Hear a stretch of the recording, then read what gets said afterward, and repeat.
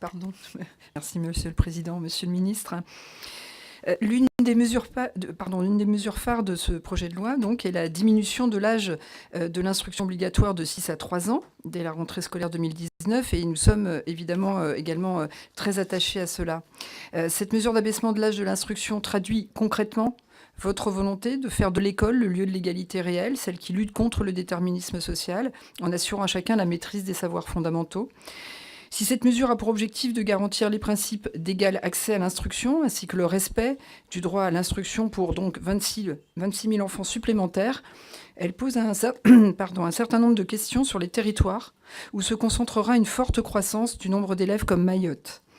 En effet, Mayotte connaît d'ores et déjà une hausse exceptionnelle du nombre de ses élèves due à une forte hausse de sa démographie. Je suis désolée. Non seulement les infrastructures scolaires ne permettent déjà pas d'accueillir tous les enfants, mais en plus, ces infrastructures sont sujettes à ce qu'on appelle un essaim de séisme qui les fragilise.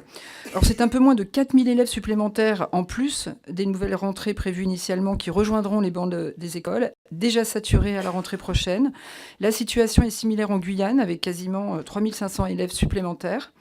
Je sais que l'article 4 prévoit l'attribution de ressources supplémentaires, vous en avez reparlé, pour répondre aux coûts engendrés par cette mesure en application du 4e alinéa de l'article 72.2 de la Constitution.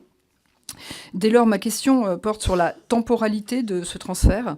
En effet, si les ressources sont transformées trop tard, quelques mois avant septembre 2019, cela ne laissera pas le temps de construire de nouvelles infrastructures qui permettront d'accueillir dignement tous ces nouveaux élèves.